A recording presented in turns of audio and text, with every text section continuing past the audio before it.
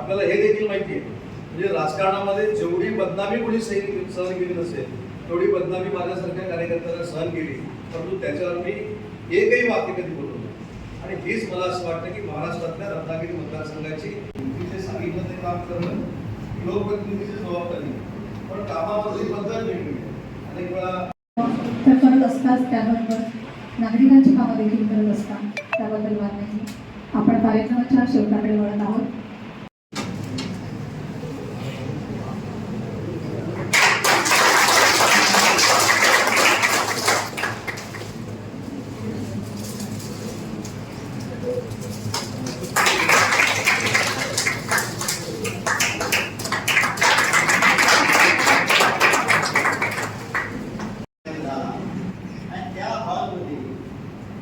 सामंत साहेबांच्या सत्काराचा पहिला कार्यक्रम घडत आहे.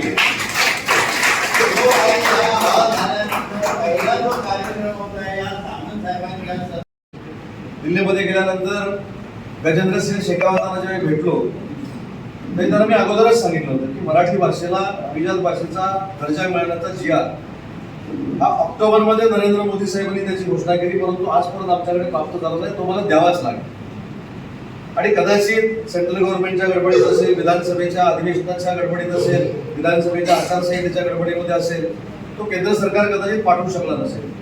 पण तुमच्या सगळ्यांच्या आशीर्वादानं माझ्या राजकीय इतिहासात नाही तर महाराष्ट्राच्या राजकीय इतिहासामध्ये नोंद झाली की जो अभिजात भाषेचा दर्जा आदरणीय नरेंद्र मोदी साहेबांनी दिला त्याचा ऑथेंटिक पेपर महाराष्ट्रामध्ये सर्वप्रथम आणण्याचा मान रत्नागिरीच्या आमदारांना मिळाला. पण राजकारण किती चांगलं आहे की वाईट आहे मला माहित नाही. त्याच्यावर काल कोणीतरी ट्विट केलं, ह्या 4 ऑक्टोबरचा GR आहे. मी कुठं म्हटलं कालचा आहे? मी पण म्हटलं नाही. माझी एकही मुलाखत अशी नाही की ज्याच्यावर मी असं म्हटलेलं आहे की तो अभिजात भाषेचा दर्जेचा GR मी गेल्यानंतर काढला गेला. मी सांगितलं की आमच्या महाराष्ट्र राज्यापर्यंत ही अधिसूचना पोचली का नाही हे बघण्याचे निर्देश मला माननीय उपमुख्यमंत्री एकनाथ शिंदे साहेबांनी दिले. त्याच्यासाठी मी दिल्लीमध्ये गेलो आणि माझ्या कदाचित हाताला यश असेल त्याला मी काय करू? पूर्वीचे होते त्यांच्या हाताला यश नसेल त्याला मी काय करू? हा माझा दोष नाही, हा रत्नागिरी मतदारसंघातल्या मतदारांचा दोष आहे, कारण ते 5-5 वेळा मला निवडून देतात. आणि दुसरंही माझ्या नशिबी भाग्य आलं की 11 वर्षापूर्वी ज्यावेळी अभिजात भाषेचा दर्जा मिळावा हा प्रस्ताव ज्यावेळी केंद्र शासनाकडे गेला त्यावेळी या राज्याचा मराठी भाषेचा पहिला राज्यमंत्री हा तुमचा आमदार होता. माझ्या मार्फत तो प्रस्ताव गेला होता. आणि कदाचित नियतीच्या मनामध्ये असं असावं की ज्या माणसानं पहिल्यांदा अभिजात भाषेचा दर्जा मिळावा हा प्रस्ताव दिल्लीमध्ये पाठवला त्याच्या हातातच दिल्लीमध्ये ते पत्र मिळालं पाहिजे, म्हणून कदाचित हा नियतीने खेळ केला असेल. आणि म्हणून अनंत अडचणीवर मात करून देखील पुन्हा एकदा 5व्यांदा मी निवडून आलो असेल मला माहित नाही. त्याच्यामुळे मी विश्वास ठेवताना मतदारांवर ठेवतो, माझ्या जनतेवर ठेवतो, मी त्यांचा विश्वास संपादन करतो. आणि ही निवडणूक काही आपल्याला आश्चर्य वाटेल, मी 6-7 दिवस महाराष्ट्राच्या दौऱ्यावर होतो. तुम्ही सांगितलं ते बरोबर आहे. मी 4थ्या दिवशी निर्णय घेतला की मी निवडून आलो. मी आता 5,000-10,000 मतांना निवडून आलो. आता माझी महाराष्ट्राला गरज आहे, माझी एकनाथ शिंदे साहेबांना गरज आहे, माझी देवेंद्र फडणवीसांना गरज आहे. म्हणून मी 6 दिवस मतदारसंघ सोडून महाराष्ट्रामध्ये होतो. तरी देखील पूर्वीचं 12,000चा डेफिसिट क्रॉस करून 45,000च्या मतांना रत्नागिरीकर त्यावेळी मला निवडून देतात. त्यावेळी आता माझ्यामध्ये विश्वास एवढा वृद्धिंगत झालेला आहे की मी फॉर्म भरून जरी पूर्ण 25 दिवस दुसरीकडे प्रचाराला गेलो तरी रत्नागिरीकरांचा आशीर्वाद भविष्यामध्ये एवढा विश्वास या निवडणुकीच्या निमित्तानं मला मिळाला, कारण ही लिटमस टेस्ट होती. रत्नागिरी बार असोसिएशनचे अध्यक्ष आदरणीय पाटणे साहेब, आदरणीय कळमटे साहेब, आदरणीय शिंदे साहेब, आंबोलकर मॅडम, माझ्यासमोर बसलेले सर्व ज्येष्ठ सहकारी, त्याच्यामध्ये गवाडकर साहेब, कदम साहेब, भावे साहेब, शेट्टी साहेब, निगणकर साहेब, सगळेच वकील साहेब आणि मोठ्या संख्येनं उपस्थित बंधवांनी होते. शमीबाईंनी जो किस्सा सांगितला त्याच्यामध्ये थोडं मी ॲड करतो. पाटणे साहेब, शमीबाईंची नगराध्यक्षांची जी केस होती त्यांनी सांगितलं ते बरोबर आहे. मी कोल्हापूरला गेलो, राजेश टोपेनं सांगितलं, स्टे आणला. त्यानंतर त्या नगराध्यक्ष आमदार झाल्या आणि या निवडणुकीला त्यांनी माझ्या मोठ्या भावाच्या विरोधात देखील काम केलं. हे पुन्हा तुम्हाला माहिती.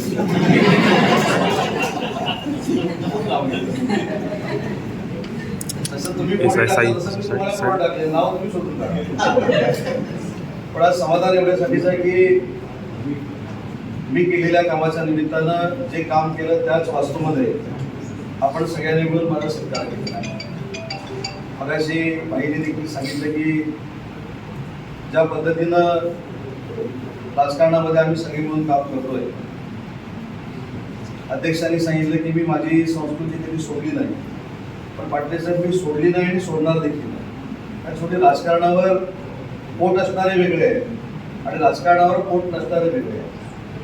मगाशी समीबाईंनी सांगितलं की मी त्यांना काहीतरी लेखी पाठवायचो, ती नंतर बंद का झाली, कारण मी स्वतः वैयक्तिक सुरू केलेला व्यवसायच मी बंद करून टाकला.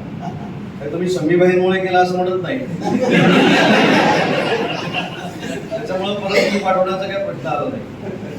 पण मगाशी जो आपण पाटणेसाहेब उल्लेख केला की संस्कार क्षमता का आली, तर मी रत्नागिरी सारख्या मतदारसंघाचा आमदार आहे. ज्या मतदारसंघाला स्वातंत्र्यवीर सावरकरांची पार्श्वभूमी आहे, ज्या मतदारसंघाला डॉक्टर बाबासाहेब आंबेडकरांची पार्श्वभूमी आहे, ज्या मतदारसंघाला साने गुरूंची पार्श्वभूमी आहे, महर्षी कर्वेंची पार्श्वभूमी आहे, छत्रपती शिवाजी महाराजांच्या पदस्पर्शानं पावन झालेला हा मतदारसंघ आहे. आणि त्या मतदारसंघाचा आमदार जर संस्कृती सोडून वागायला लागला तर ती बदनामी आमदाराची नाही, ती बदनामी मतदारसंघाची आणि तिथल्या जनतेची आहे. हे भान आपल्या सगळ्यांच्या मार्गदर्शनाखाली आजही माझ्या डोळ्यासमोर असल्यामुळं मी कधीही माझ्या कुठच्याही पदाची अपेक्षा केली नाही.